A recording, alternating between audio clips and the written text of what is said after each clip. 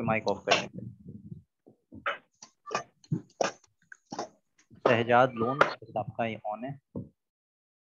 Yes. किसी भी paper में बैठते हैं, एनी पेपर, सिविल सर्विसेज से लेके किसी भी पेपर में बैठते हैं, टिल हेयर हम लोग बहुत ही एग्जॉस्टिव तरीके से करंट अफेयर्स कवर करेंगे। For this I require your support. आप पूछेंगे सर हमारा सपोर्ट कैसे? देखिए, करंट अफेयर्स के लिए पहले मैंने सोचा था कि आपको मंथली जो करंट अफेयर्स है वो मैं कवर करा दूं, 2 डेज 1 मंथ में। मैंने ऐसा बताया था ना कि 24 डेज के आसपास मैं करंट अफेयर्स कवर करा दूंगा, बताया था ना। 12 मंथ्स का मैंने बताया था ना कि 2 दिन में 1 मंथ का करंट अफेयर्स मैं कवर कराऊंगा, और ऐसे करके मैं टोटल 12 मंथ्स का करंट अफेयर्स 24 से 25 दिन में कवर करा दूंगा। बट क्या है कि बहुत सारे स्टूडेंट्स, सर कभी मोटिवेशन का क्लास दीजिए, आई पर्सनली फील डिप्रेस्ड। ठीक है, जरूर मैं मोटिवेशन क्लास भी ले लूंगा, जब आप लोग बोलोगे तब मैं मोटिवेशन क्लास ले लूंगा। और मैं जब मोटिवेशन क्लास लूंगा तो वन थिंग इज श्योर, आप लोग एक दो एग्जाम को फिर फोकस नहीं करोगे। बहुत सारे एग्जाम्स होते हैं इंडिया में जिसके बारे में आप लोगों को जानना चाहिए और आप लोगों को फोकस भी करना चाहिए। तो हम लोग हर तरीके से आप लोगों को चीज प्रोवाइड करने के लिए रेडी है, आप लोग अच्छे से पढ़ाई करें। चलिए अभी मैं आपको बता रहा हूँ यहाँ पे कि किस तरीके से करंट अफेयर्स कवर करेंगे। बहुत ऐसे स्टूडेंट्स होंगे कि जो अभी ईपीएफओ का प्रिपरेशन कर रहे होंगे, बहुत सिविल सर्विसेज का भी प्रिपरेशन कर रहे होंगे, बहुत केएस के लिए भी अपियर हो रहे होंगे, बहुत एआरसीएस के स्टूडेंट्स होंगे, कुछ एफएए के स्टूडेंट्स होंगे, अभी एसआई वगैरह का भी नया वैकेंसी आ रहा है और ये बहुत ह्यूज अमाउंट में वैकेंसी आ रहा है। तो those who are not employed, जो एम्प्लॉयड नहीं है, उनके लिए एक गोल्डन अपॉर्चुनिटी है कि आप यहाँ पे इस एग्जाम को भी फोकस कर सकते हैं। इसमें जो अभी एसआई का जो वैकेंसी आने वाला है ना, इसका पोस्ट काफी आ रहा है, 800+ पोस्ट के लिए शायद ये वैकेंसी आ रही है। ठीक है, और इसमें जो सिलेबस होगा ना वो आपका वही 100 मार्क्स का पेपर होगा, 25 मार्क्स ईच, जो अभी तक हम लोगों ने एज्यूम किया है कि इस तरीके से पेपर होंगे। 25 मार्क्स एप्टीट्यूड जो कि क्वांट का पेपर होगा, क्वांट तो अभी हम लोग पढ़ेंगे ही, बट इसका जो क्वांट होगा ये काफी एग्जॉस्टिव क्वांट होगा, तो इसके लिए अलग से पढ़ना होगा। ऐसे ही 25 मार्क्स जीएस का पेपर होगा, 25 मार्क्स आपका इंग्लिश होगा, 25 मार्क्स का आपका इस तरीके का रीजनिंग, इसी तरीके का ये पेपर सब होता है। ठीक है, तो हम लोग जो करंट अफेयर्स कवर करेंगे, इस करंट अफेयर्स को हम लोग कहीं से बाइफरकेट नहीं करेंगे कि ये इस एग्जाम के लिए उस एग्जाम के लिए। ठीक है, बाइफरकेट करना मैं कर सकता हूँ, बाइफरकेट ये स्पेशली मैं इसके लिए भी करा सकता हूँ, स्पेशली मैं इसके लिए भी करा सकता हूँ। लेकिन क्या है, करंट अफेयर्स का कोई बाउंड्री नहीं होता है, आपके एग्जाम में कहीं से भी कुछ भी पूछा जा सकता है। हाँ, बहुत वियर्ड सा चीज नहीं पूछा जाता है, लेकिन जो भी उस साल के न्यूज से एसोसिएटेड कॉन्सेप्ट्स होते हैं वो जरूर पूछे जाते हैं। ठीक है, तो उन सारे कॉन्सेप्ट्स को भी हम लोग करेंगे और उन सारे न्यूज को भी हम लोग कवर करेंगे। तो यहाँ पे आप जो सोचोगे कि सर 24 डेज में कवर करा दो, तो ठीक है, एक हमारे पास ये ऑप्शन है कि हम 24 डेज में कवर कर ले। आज 9 अगस्त से हम स्टार्ट कर रहे हैं, तो स्टार्टिंग सितंबर में मैं करूँगा, या फिर ऐसा कर सकते हैं कि इस डेज को थोड़ा बढ़ा दे, नियर अबाउट 35 to 40 क्लासेस में हम इसको कवर करें। 40 क्लासेस में इसमें क्या होगा कि मैंने जब पढ़ाना शुरू किया था तो मैंने आपको उस टाइम पे पहला क्लासेस जो करंट अफेयर्स का शायद एक ही क्लास हुआ है। प्लीज कोई माइक ऑन नहीं करेगा, प्लीज मेरी बात थोड़ा ध्यान से सुने, माइक ऑन नहीं करें। जो करंट अफेयर्स का जो पहला क्लास हुआ था उसमें मैंने आपको क्या कराया था, एमसीक्यू कवर कराए थे। एमसीक्यू के थ्रू मैंने बहुत सारे कॉन्सेप्ट्स यहाँ पे कराए थे। तो आप लोग ये बताएं कि इसी कॉन्सेप्ट्स के थ्रू हम लोग करंट अफेयर्स को कवर करें, प्लस जो करंट अफेयर्स मैं ये कराऊंगा ये तो कराऊंगा ही, एक है कि सिर्फ ये कराऊं जो कि आपका एकदम एग्जाम बेस्ड है कि जल्दी जल्दी सिलेबस खत्म करना है। दूसरा ये है कि इसके साथ बहुत सारे एमसीक्यू एसोसिएटेड करंट अफेयर्स होते हैं जो कि आप खुद से समझ नहीं सकते हो, समझ भी जाओगे तो बहुत ऐसा क्वेश्चन फॉर्म में करंट अफेयर्स पूछे जाते हैं जहाँ पे लोग कंफ्यूज हो जाता है। तो हम लोग उस तरीके से भी करंट अफेयर्स को कवर करें। आप लोग बताओ कि वो 35-40 डेज वाला आप लोग कवर करें या फिर वो 24-25 डेज वाला कवर करें। इसमें कुछ आपका डेज एक्सटेंड होगा, इसमें एकदम फिक्स रहेगा कि 2 दिन में, क्योंकि ये सारा तो करंट अफेयर्स मैं हर जगह क्लासेस लेता हूँ। तो व्हाट यू प्रेफर, आप लोगों का preference sir 30 days, sir 30 days अगर 35 डेज वो ठीक रहेगा सर। ठीक है, तो इसके लिए अब मुझे आप लोगों की सपोर्ट चाहिए। सपोर्ट क्या चाहिए? जब करंट अफेयर्स की क्लास चल रही है तो हर एक स्टूडेंट को, हर एक सिंगल स्टूडेंट को कोई यहाँ पे सुनने नहीं बैठेगा, कोई भी सुनने नहीं बैठेगा, सब कोई अपने कॉपी पेन के साथ बैठेंगे। जैसे जैसे मैं नोट डाउन करूंगा वैसे वैसे आपको नोट डाउन करना है। और यहाँ पे क्या होगा कि एसोसिएटेड न्यूज के साथ बहुत ऐसा न्यूज होगा, बहुत ऐसा कॉन्सेप्ट होगा जो हम लोग कवर करेंगे। उस कॉन्सेप्ट में मैं बहुत ऐसा पोर्शंस बताऊंगा जो आप लोगों को खुद से भी देखना होगा। कुछ पोर्शंस मैं आप लोगों को जल्दी जल्दी बताऊंगा, आपको वहां पे बुलेट पॉइंट्स में उन सब पॉइंट्स को नोट डाउन करना होगा और उसको कॉन्टिन्यूसली रिवाइज करना होगा। अगर आप सिर्फ सुनने के लिए बैठे होंगे करंट अफेयर्स की, बस 2-4 क्वेश्चन जो हो रहा है उसको सुन लें और इस तरीके से कवर हो जाएगा, तो ऐसे करंट अफेयर्स आपका 1 या 2 दिन का जरूर कवर हो जाएगा, लेकिन पूरे ईयर का करंट अफेयर्स कवर नहीं होगा, क्योंकि आप उस चीज को भूल जाएंगे। तो आप लोग सब कोई कॉपी पेन के साथ बैठे, जो भी अभी कॉपी पेन के साथ नहीं है वो अपना कॉपी पेन ले आए और बैठे। मैं 1 मिनट का आप लोगों को टाइम दे रहा हूँ। और कोई भी डाउट है तो अभी आप मेरे से पूछ सकते हैं क्लास स्टार्ट होने से पहले।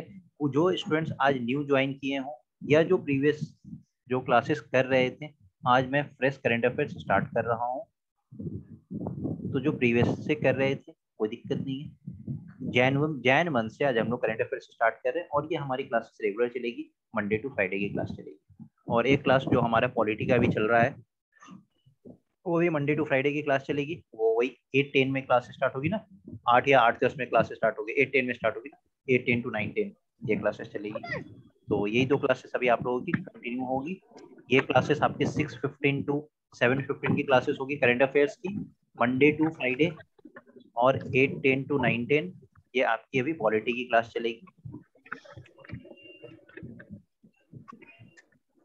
किसी को भी कोई डाउट हो तो पूछ सकते हैं। एक्स्ट्रा टाइम में कोई प्रॉब्लम नहीं है, but each and everything should be done in a better way. Sir pen copy है, आप स्टार्ट।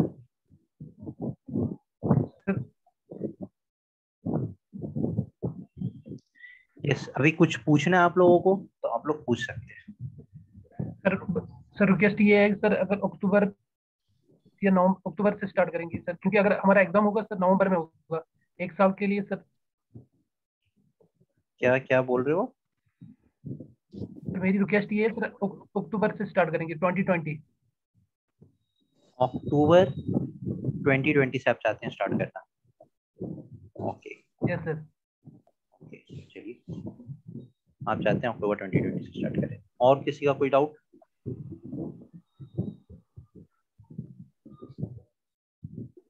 सर ये हमें डिफरेंट टॉपिक वाइज करना, पॉलिटिकल, हिस्ट्री, नहीं, स्पोर्ट्स। करंट अफेयर्स एक साथ मैं पूरा कराऊंगा आपको। आपको यहाँ पे टॉपिक वाइज डिवीजन ऐसे नहीं होगा, हाँ, बट इस तरीके का डिवीजन होगा। जैसे ये नेशनल न्यूज होगा तो पूरे मंथ का नेशनल न्यूज एक जगह पे होगा। फिर इंटरनेशनल न्यूज कवर करेंगे तो पूरे मंथ का इंटरनेशनल न्यूज एक जगह पे होगा। स्पोर्ट्स रिलेटेड न्यूज कवर करेंगे तो पूरे मंथ का स्पोर्ट रिलेटेड न्यूज एक जगह पे होगा। इस तरीके से डिवीजन होगा, लेकिन इसमें ऐसा डिवीजन नहीं होगा इकोनॉमिक्स अलग, पॉलिटी अलग, जियोग्राफी अलग, ऐसा डिवीजन नहीं होता है। करंट अफेयर्स हम लोग कलेक्टिव करेंगे, ठीक है? ओके। Any more doubt?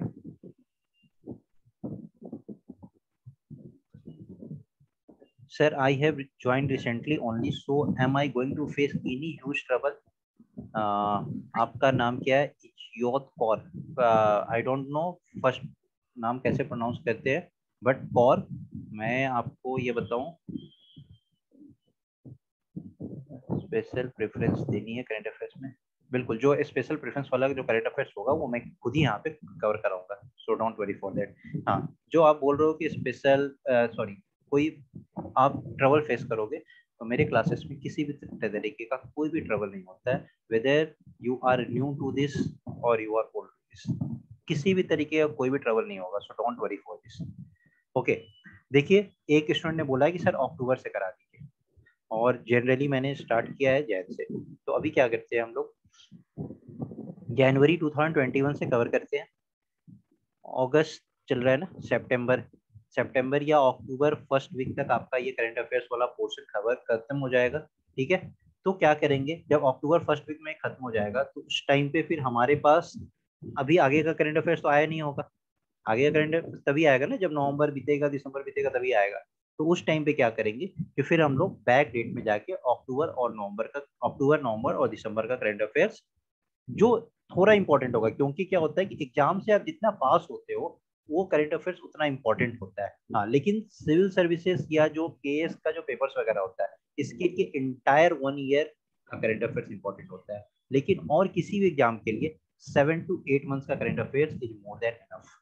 ठीक है, तो पहले हम लोग जैन टू सितंबर तक का करंट अफेयर्स कवर करेंगे, कि जो अक्टूबर फर्स्ट वीक तक हमारा कवर हो जाएगा, फर्स्ट या सेकंड वीक तक।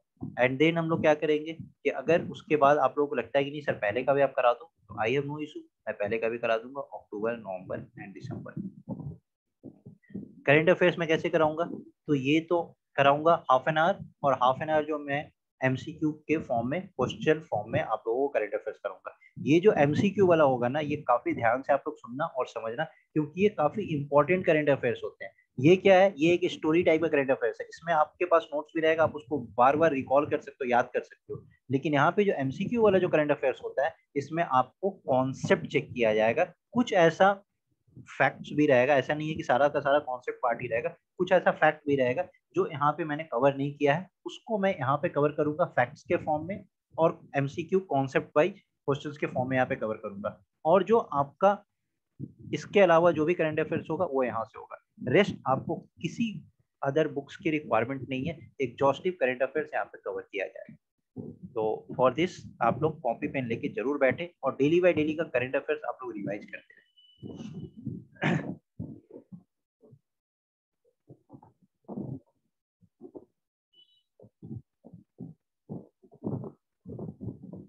Okay, thank you. चलिए, so let's start our class. पहले कुछ एमसीक्यू बेस्ड करंट अफेयर्स देख लेते हैं, एंड आफ्टर दैट फिर जैन मंथ्स का हम लोग करंट अफेयर्स। ये भी जो एमसीक्यू मैं करा रहा हूँ ये भी जैन मंथ्स का ही करा रहा हूँ, लेकिन ये जो एमसीक्यू मैं कराता हूँ ये मैं सिविल्स के बैच में कराता हूँ, इसलिए कराता हूँ क्योंकि ये कॉन्सेप्चुअल पार्ट होता है। इसको अगर मैं फैक्ट्स में दूंगा तो फैक्ट्स के फॉर्म में आप उसको याद तो कर लेंगे, लेकिन एग्जाम में उसको एग्जीक्यूट नहीं कर पाएंगे, इसलिए करंट अफेयर्स में एमसीक्यू के फॉर्म में कराता हूँ।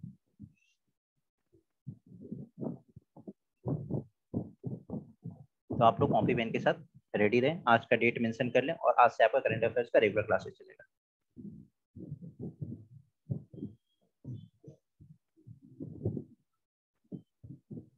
Which of the following statement is or are correct? Statement 1, union list, state list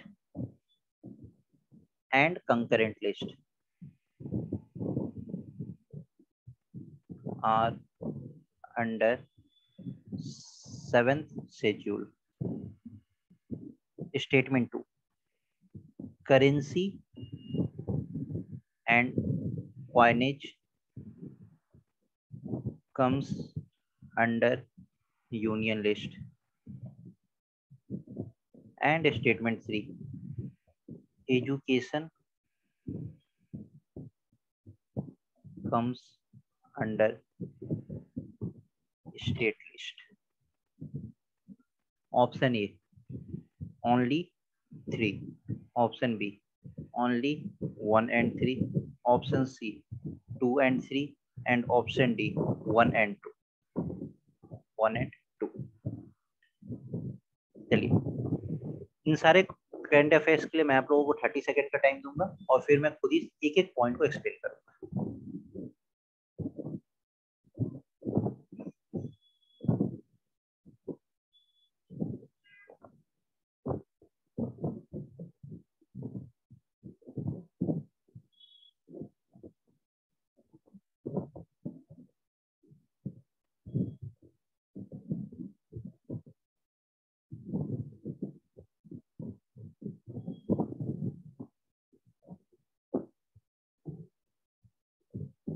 आपका नाम ही सर जी है? अरे वाह सर जी।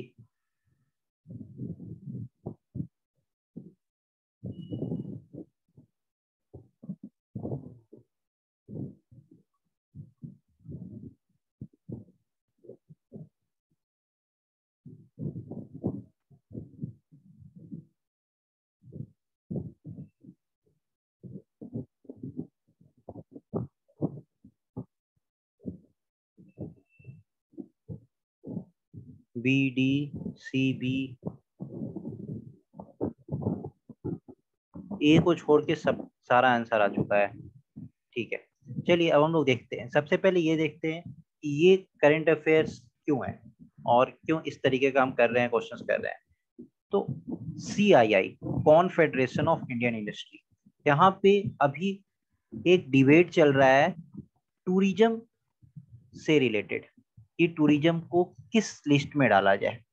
ठीक है, अभी एट प्रेजेंट टूरिज्म किस लिस्ट में है ये आपको कल मुझे बताना है जब आप टूरिज्म के बारे में पढ़ेंगे। ठीक है, आप क्या करेंगे, इसलिए मैंने आपको बोला कि आप कॉपी पे लेके बैठे और जो भी मैं आपको बुलेट पॉइंट्स में नोट करने के लिए बता रहा हूँ वो सब पॉइंट आप नोट करेंगे, और जहां भी मैं आपको सर्च करने के लिए बता रहा हूँ उसको आपको सर्च करना है। जब आप सर्च करेंगे तो वहां से आप बहुत कुछ लर्न करेंगे। तो इस करेंट, ओके राहुल, गुड, अभी आपने बताया, ओके फाइन, बट सारे स्टूडेंट्स को ये देखना है टूरिज्म किस लिस्ट में आता है। ठीक है, टूरिज्म पे अभी डिबेट चल रहा है। टूरिज्म जैन मंथ्स में कॉन्फेडरेशन ऑफ इंडियन इंडस्ट्री ने बोला कि टूरिज्म जो है किस लिस्ट में आना चाहिए, तो कंकरेंट लिस्ट में आना चाहिए। अभी टूरिज्म कंकरेंट लिस्ट में आना चाहिए। ठीक है, तो कंकरेंट लिस्ट में आने का मतलब या तो टूरिज्म स्टेट लिस्ट में होगा या यूनियन लिस्ट में होगा, तो इससे रिलेटेड क्वेश्चन फ्रेम हुआ। और टूरिज्म पे क्वेश्चन ना पूछ के, ये टूरिज्म क्योंकि सब पढ़ते हैं, टूरिज्म तो अभी पेपर में था, सब पढ़ेंगे कि टूरिज्म किस लिस्ट में आएगा ये, और यहाँ से मैं आपको बता ही रहा हूँ कि कवर करना है जो अनकवर्ड पार्ट होता है उसको कवर कैसे करना है। अब कुछ दिनों पहले एजुकेशन से रिलेटेड भी बहुत सारा डिबेट हुआ था, और एजुकेशन पहले जो ओरिजिनली स्टेट लिस्ट में हुआ करता था, लेकिन अब ये एजुकेशन आपका स्टेट लिस्ट में नहीं है। एजुकेशन किस लिस्ट में है? कंक्रीट लिस्ट में, कंकरेंट लिस्ट में। किस अमेंडमेंट के थ्रू ये कंकरेंट लिस्ट में हुआ था?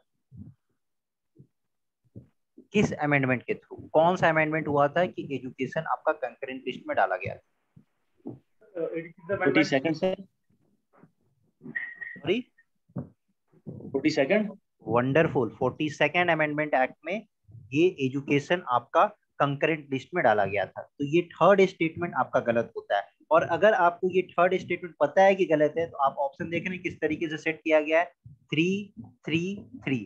तो अगर आपको ये पता है, ये अगर आपने पढ़ा है सही से, अगर आपको ये पता है तो ऑटोमेटिकली आंसर क्या हो गया, डी 1 और 2। अब ये बहुत छोटा सा पार्ट है, यूनियन लिस्ट, स्टेट लिस्ट और कंकरेंट लिस्ट, ये 7th शेड्यूल में आता है। सबको पता होगा कि 7th शेड्यूल में आता है। तो ये तो ऑप्शन स्टेटमेंट 1 करेक्ट है। करेंसी एंड क्वाइनेज, अब करेंसी एंड क्वाइनेज कभी कंकरेंट लिस्ट में आएगा क्या? कभी स्टेट को पावर दिया जाएगा करेंसी अपना, कोई स्टेट अपना करेंसी निकाल सकता है क्या? स्टेट का खुद का कॉइन होता है क्या? नहीं होता है। तो ये तो ऑब्वियसली बात है कि यूनियन लिस्ट में आएगा। तो स्टेटमेंट 1 स्टेटमेंट 2 तो ऑटोमेटिकली करेक्ट है। तो ये क्वेश्चन क्यों पूछा गया था कि ये आपसे जानना था कि आपको इसके बारे में पता है कि नहीं। और अगर आप इस 3 को देख के घबरा रहे हैं, अगर आपको सिर्फ स्टेटमेंट 3 क्लियर है तो ऑटोमेटिकली आप इसका आंसर करेक्ट कर सकते हैं। ये सबका क्लियर है?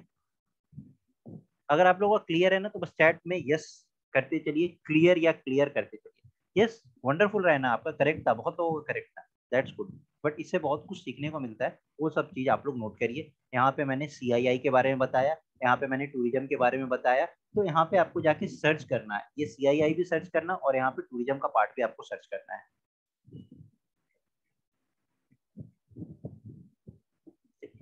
इससे रिलेटेड चलिए मैं कुछ और भी आपको बता दूं। यहाँ पे कुछ ऐसा पोर्शन जो स्टेट लिस्ट में आता है, जैसे सॉरी यूनियन लिस्ट में, कुछ पोर्शन आप लोग नोट कर लीजिए जो कि इंपॉर्टेंट पोर्शन है। जैसे रेलवेज, रेलवे किस में आएगा? तो ऑब्वियस सी बात है ये आपका यूनियन लिस्ट में आएगा। डिफेंस किस में आएगा? यूनियन लिस्ट में आएगा। एटॉमिक एनर्जी किस में आता है? तो ये सब आपका यूनियन लिस्ट का पार्ट है। अच्छा, regulation and development of inter state river, जो इंटर स्टेट रिवर का जो रेगुलेशन होता है, जो डेवलपमेंट होता है, ये किसके अंदर आएगा? ये यूनियन लिस्ट में आता है, स्टेट लिस्ट में आता है, ये कंकरेंट लिस्ट में आता है?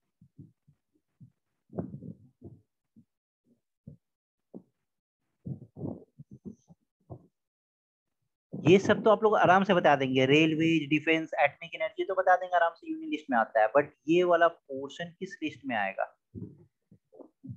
No, it comes under the union list, regulation and development of inter state river. यही सब चीज मैं बता रहा हूँ कि जब एग्जाम में आता है ना तो लगता है कि एक चीज के कारण गलत कैसे हो गया। ये तो करेक्ट है, रेलवे सबको पता है, यूनियन लिस्ट में आता है, डिफेंस सबको पता है, एटॉमिक एनर्जी सबको पता है, but what about this regulation and development of inter state river, this comes under your union list. इसी तरीके से कुछ लिस्ट मैं आपको स्टेट लिस्ट का बता देता हूँ, उसको नोट कर लीजिए। ये सब कुछ इंपॉर्टेंट है जो कि अभी करेंटली न्यूज में था, इसलिए मैं आपको ये चीज कवर करा रहा हूँ। जैसे जितने भी मैटर्स जो होते हैं ना वाटर सब्जेक्ट से रिलेटेड होते हैं, ये सब जनरली आपके स्टेट लिस्ट में आते हैं। देन एग्रीकल्चर आपका किस में आता है, स्टेट लिस्ट में आता है। लैंड आपका किस में आता है, स्टेट लिस्ट में आता है। पब्लिक ऑर्डर किस में होता है, जैसे लैंड, अब आप कहीं पे लैंड खरीदते हैं, सपोज करिए कि अगर आप यूपी में लैंड खरीद रहे हैं तो आप यूपी गवर्नमेंट के पास जाके रजिस्टर करते हैं या इंडियन गवर्नमेंट के पास जाके रजिस्टर करते हैं। रजिस्ट्री जो होता है कहाँ होता है, यूपी गवर्नमेंट। यूपी गवर्नमेंट जहां आप खरीदेंगे। तो जो पोर्शन लैंड से रिलेटेड है, एग्रीकल्चर से रिलेटेड है, पब्लिक ऑर्डर से रिलेटेड है, ये सब किसके अंदर आता है, तभी तो आप बोलते हैं ना स्टेट पुलिस सर्विसेज। जैसे UP police, Bihar police, Delhi police, Kashmir police, इस तरीके से होता है ना, JNK पुलिस, इस तरीके से। तो ये सब किसके अंदर आता है, तो police and all public order, ये सब किसके अंदर आएगा, तो ये सब आपका स्टेट लिस्ट के अंदर आता है। ये सब आप लोग नोट कर लीजिए, जो जो मैं आपको बता रहा हूँ वो सब नोट कर लीजिए। अब ये बहुत ही important questions related to COVID, which of the following statement is or are incorrect about Oxford vaccine? क्या नाम था इस वैक्सीन का, इसको याद है? This is injected into patient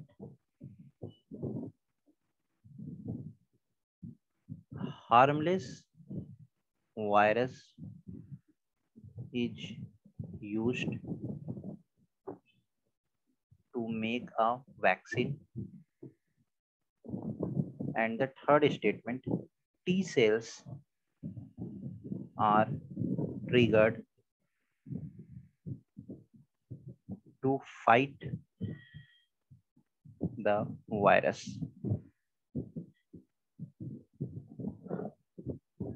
Only 3, only 2, only 1 and 2, D, none of the above.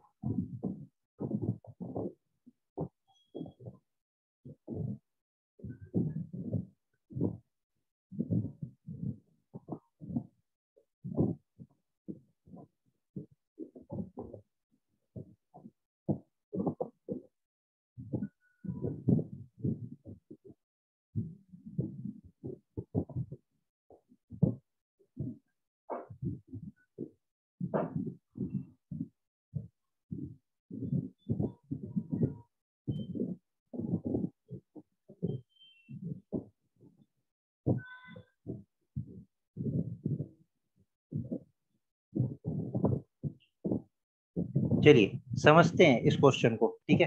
किसी का करेक्ट नहीं है ये क्वेश्चन, समझते हैं कि पहले ये है क्या, ठीक है? Okay, I got you, but किसी का करेक्ट नहीं है।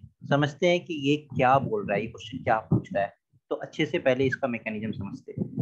देखिए, जो ऑक्सफोर्ड वैक्सीन बना ना एस्ट्राजेनेका, जिस तरीके से ये वर्क करता है, किस तरीके से ये वर्क करता है और ये काफी इफेक्टिव है, तो इसको किस तरीके से रिसर्च किया गया और किस तरीके से इसको बनाया गया है। स्पाइक प्रोटीन का आप लोग नाम सुने होंगे, स्पाइक प्रोटीन।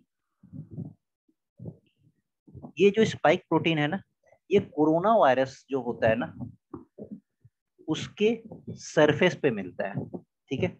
तो साइंटिस्ट ने क्या किया कि इस स्पाइक प्रोटीन को यूज किया और इस स्पाइक प्रोटीन को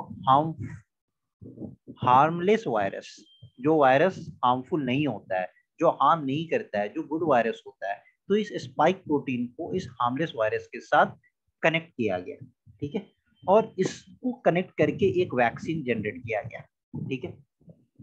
तो ये जो वैक्सीन बना, ये वैक्सीन कैसे बना, कोरोना वायरस के सरफेस पे जो स्पाइक प्रोटीन होता है उसको हार्मलेस वायरस के साथ मिला के एक वैक्सीन बनाया गया, और इस वैक्सीन को क्या किया गया, ये ह्यूमन बॉडी जो होता है ना, इस ह्यूमन बॉडी में क्या किया गया, इंजेक्ट किया गया।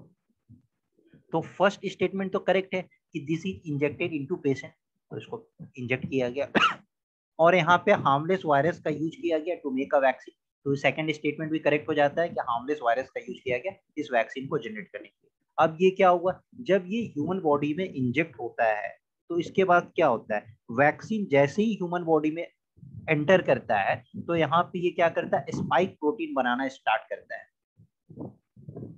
ये स्पाइक प्रोटीन कहाँ से मिला, तो ये स्पाइक प्रोटीन कोरोना वायरस के सरफेस से मिला। इसको हार्मलेस वायरस के साथ मिलके एक वैक्सीन बनाया गया, इस वैक्सीन को ह्यूमन बॉडी में इंजेक्ट किया गया, और जैसे ही ये बॉडी ह्यूमन बॉडी में, जैसे ही ये वैक्सीन ह्यूमन बॉडी में एंटर करता है तो after some time human body में क्या होता है, स्पाइक प्रोटीन का जनरेशन होता है, स्पाइक प्रोटीन का जनरेशन होता है। अब ये जो स्पाइक प्रोटीन होता है ये क्या करता है, तो जो हमारे बॉडी का जो इम्यून सिस्टम होता है ये इसके साथ रिएक्ट करता है। जो हमारे बॉडी का जो इम्यून सिस्टम होता है ना, इसके साथ क्या करता है, रिएक्ट करता है। और जब ये स्पाइक प्रोटीन के साथ रिएक्ट करता है तो यहाँ पे एक टी सेल्स जनरेट होता है। क्या जनरेट होता है, टी सेल्स। मैं फिर से इसको बता रहा हूँ, काफी इंपॉर्टेंट है, कोविड से रिलेटेड क्वेश्चन तो एग्जाम में रहेगा ही रहेगा। चलिए यहाँ तक भी हम लोग समझे, तो फिर से मैं स्टार्टिंग से आप लोगों को बता रहा हूँ। क्या हुआ, स्पाइक प्रोटीन कोरोना वायरस के सरफेस से लिया गया, उसको हार्मलेस वायरस के साथ क्लब करके वैक्सीन जनरेट किया गया। इस वैक्सीन को ह्यूमन बॉडी में इंजेक्ट किया गया। जब ये वैक्सीन ह्यूमन बॉडी में एंटर किया तो ह्यूमन बॉडी में क्या हुआ, स्पाइक प्रोटीन का प्रोडक्शन हुआ। स्पाइक प्रोटीन जैसे ही ह्यूमन बॉडी में प्रोड्यूस होता है तो यहाँ पे जो आपके बॉडी का जो इम्यून सिस्टम होता है ये क्या करता है, इस स्पाइक प्रोटीन के साथ रिएक्ट करता है, और जैसे ही ये स्पाइक प्रोटीन के साथ रिएक्ट करता है तो यहाँ पे क्या जनरेट होता है, एंटीबॉडी का जनरेशन होता है। एंटीबॉडी का जनरेशन कैसे होता है, तो यहाँ पे एंटीबॉडी का जनरेशन जैसे ही होता है यहाँ पे टी सेल्स का प्रोडक्शन होता है। एंटीबॉडी, कोई भी प्रोटीन आपके बॉडी में जब एंटर करता है through the help of virus, तो यहाँ पे क्या होता है कि आपका बॉडी रिएक्ट करता है, तभी तो बोलते हैं ना एंटीबॉडी का जनरेशन। इस बॉडी में जब बहुत लोगों को वैक्सीन के बाद भी जब कोविड इफेक्ट हुआ और उनकी डेथ हो गई, कुछ ऐसे लोग थे जिनकी डेथ हुई हो गई after the second dose of vaccination also, तो क्या था कि उनके बॉडी में ये एंटीबॉडी का जनरेशन ही नहीं हुआ। तो अगर एंटीबॉडी का जनरेशन ही नहीं होगा तो टी सेल्स का प्रोडक्शन ही नहीं होगा। तो कुछ ऐसा बॉडी फाइंड आउट किया गया, ऐसा बॉडी कुछ है, कुछ एक्सेप्शंस तो होते ही है क्योंकि हर का बॉडी एक जैसा रिएक्ट नहीं करता है, लेकिन मेजॉरिटी 99% लोगों का बॉडी इसी तरीके से रिएक्ट करता है। तो जब स्पाइक प्रोटीन आपके बॉडी में प्रोडक्शन हुआ तो यहाँ पे आपके बॉडी का जो इम्यून सिस्टम था वो क्या किया, इस स्पाइक प्रोटीन से रिएक्ट किया। जब ये रिएक्ट करता है तो हमारे बॉडी में क्या होता है, एंटीबॉडी का जनरेशन होता है, और जैसे ही हमारे बॉडी में एंटीबॉडी का जनरेशन होता है तो टी सेल्स का प्रोडक्शन होता है। टी सेल्स का प्रोडक्शन हो गया। अब ये जो टी सेल्स होता है ये क्या करता है, तो अभी क्या है कि अब ये टी सेल्स हमारे बॉडी में घूम रहा है। जितने लोगों ने अभी वैक्सीन लिए होंगे सॉरी, तो उनके बॉडी में टी सेल्स का प्रोडक्शन हो चुका है। ठीक है, अब ये आपके बॉडी में टी सेल्स घूम रहा है। तो अब क्या होगा कि जब आपके बॉडी में कोविड जो कि कोरोना वायरस है, जब ये रिएक्ट करेगा, जब जैसे ही ये बॉडी में एंटर करेगा, कोरोना वायरस एंटर करेगा तो एंटीबॉडी और टी सेल्स क्या होगा, ये ट्रिगर हो जाएगा। जैसे ही ये कोरोना वायरस आपके बॉडी में एंटर करेगा तो जो आपके बॉडी में जो टी सेल्स का प्रोडक्शन हुआ है ये क्या हो जाएगा, ट्रिगर्ड हो जाएगा, ये बहुत जल्दी से एक्टिवेट हो जाएगा, और ये जब ट्रिगर्ड होगा तो इस वायरस को ये किल करता है। यही हमारा जो वैक्सीन होता है ये इसी तरीके से वर्क करता है। सबको समझ आया ये वैक्सीन कैसे वर्क करता है? तो T cells are triggered to fight the virus, ये भी आपका स्टेटमेंट करेक्ट है। तो आपसे पूछ क्या रहा था, which of the following statement is are incorrect about Oxford vaccine, तो ये नन ऑफ दीज। अब देखिए, अगर इसको मैं आपको इसी तरीके से स्टेटमेंट में बस दे देता तो आप ये इस पोर्शन को समझ नहीं पाते कि किस तरीके से वैक्सीन हमारे बॉडी में रिएक्ट करता है। बोलिए, सबको समझ आया related to this? Yes sir. Yes sir. किसी को कोई doubt? I have doubt in first point. बोलिए। Sir, this is infected into patient. Sir, ये patient नहीं, सर हेल्थी पर्सन को लगता है ना सर ये कोविड वैक्सीनेशन? क्या क्या? सर ये आपने लिखा ना this is injected into patient, तो सर ये तो पेशेंट मतलब ये पेशेंट का मतलब नॉर्मल पब्लिक का, नॉर्मल पीपल का बात हो रहा है। Right sir, right, okay. Vaccine है ये, वैक्सीन किसको दिया जाता है? हमें हेल्थी पर्सन, हाँ हेल्दी पर्सन को, ठीक है। तो ये पेशेंट का मतलब उसी चीज से है, ठीक है। यहाँ पे कंफ्यूज नहीं होना है इसी से। सर इसी में कंफ्यूज था, ओके। अच्छा ठीक है, ये पूरा मैकेनिज्म समझ आया कि किस तरीके से वर्क करता है? Yes sir, yes Yes, sir. Yes sir, yes sir, yes sir. Fine, चलिए। अरे वंडरफुल, ऑक्सफोर्ड एस्ट्राजेनेका कोविड-19 वैक्सीन सब आपने बता दिया, वंडरफुल, 100% क्लियर।